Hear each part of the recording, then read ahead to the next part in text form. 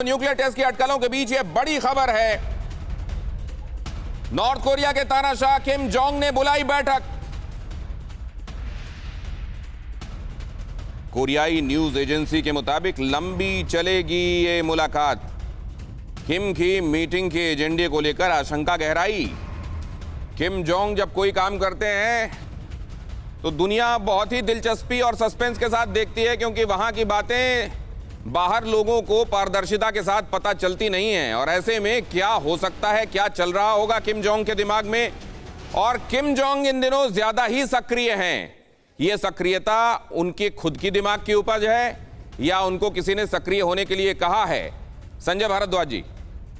बिल्कुल सही बात है। देखिए, सह तो है, चाहे उनका न्यूक्लियर प्रोग्राम है, चाहे उनका आज जो हालात है, जो ह्यूमन सिक्योरिटी की बात करते हैं, पेंडेमिक में जिस तरीके से नॉर्थ कोरिया में लोग मर रहे हैं और उधर ही किम जोंग कहाँ जा रहे हैं, वो military buildup, nuclearization, missile test, तो सह तो है। और सह है कि मुझे लगता है कि कोई जो ताकत अभी उभर रही है वो नॉर्थ कोरिया को अपने लिए इस्तेमाल करना चाहती है, ईरान को अपने लिए इस्तेमाल करना चाहती है, टर्की को खड़ा कर दिया ग्रीस के साथ में, आप नाटो का मेंबर होने के बावजूद भी जिस तरीके का टर्की का, तो निश्चित रूप से जो आप इंडिकेट कर रहे हैं कि नॉर्थ कोरिया जो एक रॉक स्टेट है वो एक खतरा उभर रहा है। और ख़ासकर जब हम देखते हैं कि साउथ चाइना सी में टेंशन है, साउथ ईस्ट एशियन कंट्रीज़ की आपने बात कही, डरे हुए हैं, चाहे वियतनाम है, फिलीपींस हैं, सबके साथ में डिस्प्यूट है साउथ चाइना सी को लेके। चाइना सान्या में अपना न्यूक्लियर मिसाइल सेंटर, तो आपने इन वे ये बताया कि ये जो यहाँ शह है, कोई बड़ी बात नहीं है कि चाइना की शह हो, कोई बड़ी बात नहीं है कि चाइना ही असल में किम जोंग के तरीके से भी अपना गेम प्ले कर रहा हो। जरा ये अहम खबर देखिए, वो सिनेरियोस जो अभी हम डिस्कस कर रहे थे, एक बार फिर से मैं आपको दिखाना चाहता हूं। वो सिनेरियो समझ लेना बहुत जरूरी, कौन कौन से दो सिनेरियो, और उन सिनेरियो से क्या पॉसिबिलिटीज चीन और नॉर्थ कोरिया की दोस्ती से क्या हो सकता है। अगर ये प्रोवोकेशन, जैसा संजय भारद्वाज जी कह रहे हैं कि ये प्रोवोकेशन, ये शय, ये उकसाहट जो है, ये असल में चाइना की तरफ से है और चाइना के इशारे पर किम जोंग वो सब कर रहे हैं जो वो कर रहे हैं, तो फिर खतरा आपने देखा क्या हो सकता है। और इधर रूस और चीन की दोस्ती से क्या हो सकता है, मतलब नॉर्थ कोरिया एंड चाइना, ये वाला जो एक गठजोड़ है, और जो उधर रूस और चाइना, ये दोनों का जो गठजोड़ है, इन दोनों से ही किस किस तरह के चैलेंजेस अमेरिका के सामने आ रहे हैं और उन चैलेंजेस से निपटने में अमेरिका इस समय कितना सक्षम दिखाई दे रहा है। कितना सक्षम अमेरिका, क्या इन चीजों को प्रीएम्प्ट कर पा रहा है अस्थाना सर, और क्या वक्त रहते अपनी स्ट्रेटजी बना पा रहा है? तो जोड़ हो रहा है इन शक्तियों का जिनका आपने नाम लिया, चीन, रूस और नॉर्थ कोरिया। इससे जाहिर है कि अमेरिका की नींद तो हराम होगी, क्योंकि उसके जो तीन एलाइज जो फंसे हुए हैं वो है जापान, साउथ कोरिया और ताइवान। अभी उनको एक तो बहुत बड़ा खतरा है। दूसरी बात ये है कि साउथ चाइना सी अभी चीन ने एक तरीके से अपना लेक की तरह से बना लिया है, क्योंकि अभी जो एयर डिफेंस जोन भी उन्होंने बनाई हुई है, और इसी मुताबिक और जो उन्होंने जब आर्टिफिशियल फीचर्स को आइलैंड बनाया तब अमेरिका देखता रह गया, कुछ कर नहीं पाया। अब ये काफ़ी लेट हो गया है, तो वहाँ उनके बेस ऑलरेडी बन गए। वो तो आर्टिफिशियल की बात थी सर, अस्थाना सर। अब मैं जरा ये भी दिखा दूं, देख रहा हूं संजय भारद्वाज जी आपका इशारा, लेकिन अब ये देख लीजिए, संस्कृत का शब्द है कंबोज।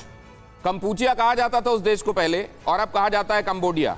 वहां असल में हमारे कई शासकों ने हिंदुस्तान के मेनलैंड के वहां पर राज किया, लेकिन वो कंबोडिया अब कैसे चीन का एक तरीके से उपनिवेश बनता जा रहा है, जरा वो देखिए। कंबोडिया में नेवल बेस, एक हॉर्न ऑफ अफ्रीका जिबूती पर नेवल बेस, और दूसरा नेवल बेस यहां कंबोडिया में।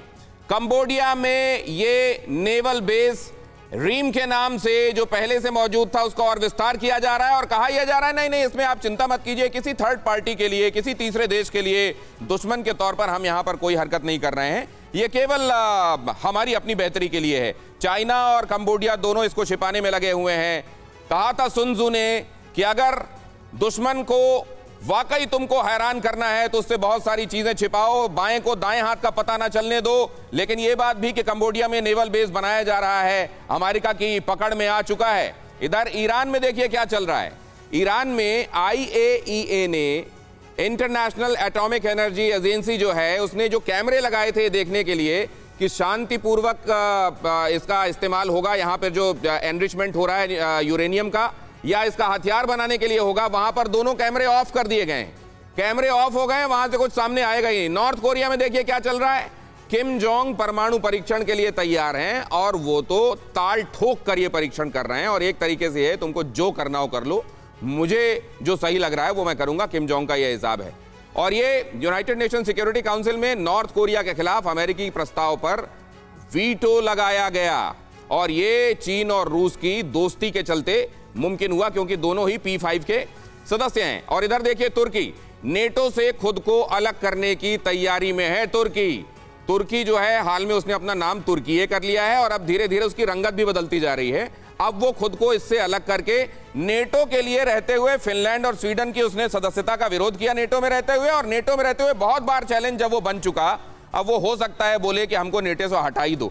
और ये भी गारंटी है कि अमेरिका अभी अफोर्ड नहीं कर सकता अगर वो कह देगा हमको हटाओ यहां से। ये जरा समझने की कोशिश करते हैं गोयल साहब, ये इनमें से सबसे ज्यादा खतरनाक फ्रंट कौन सा दिखाई दे रहा होगा अमेरिका को? देखिए, जहाँ तक टर्की की बात है, मैं उसको थोड़ा सा आपने जो कहा है मैं ये कहना चाहूँगा कि मेरे अपने विचार में टर्की अभी नेटो से अलग होना अफोर्ड नहीं कर पाएगा, क्योंकि टर्की को भी अपना अगर एशिया में ईरान और बाकी जब देश हैं उनसे थोड़ी टक्कर लेनी है तो उसे अभी सपोर्ट चाहिए। तो ये उसकी पोस्चरिंग हो रही है कि अगर फिनलैंड स्वीडन, क्योंकि हमारे जो कर्ड्स के मामले में हमको अपोज कर रहे थे, हमारे जो ह्यूमन राइट्स ग्रुप ये ऑब्जेक्शन उठा रहे थे उसको ख़त्म करें, तब हम इसकी सपोर्ट कर सकते हैं। लेकिन जहाँ तक यूएसए को जो सबसे ज़्यादा कंसर्न होगा वो दो चीज़ों से, एक तो जो पैसिफिक आइलैंड्स पर अगर चीन के बेसिस बनने शुरू हुए, किरिबास की आपने बात करी, अगर किरिबास में चाइना का बेस बना तो वो खतरा महसूस होगा उसको।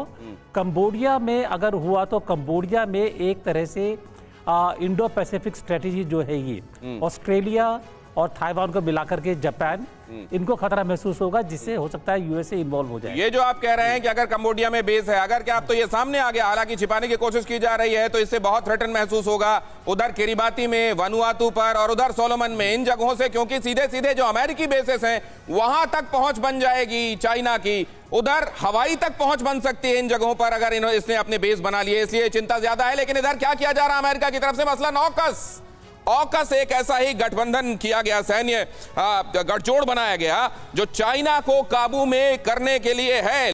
परवाह देश की, सोमवार से शुक्रवार रात 10 बजे TV9 भारतवर्ष पर।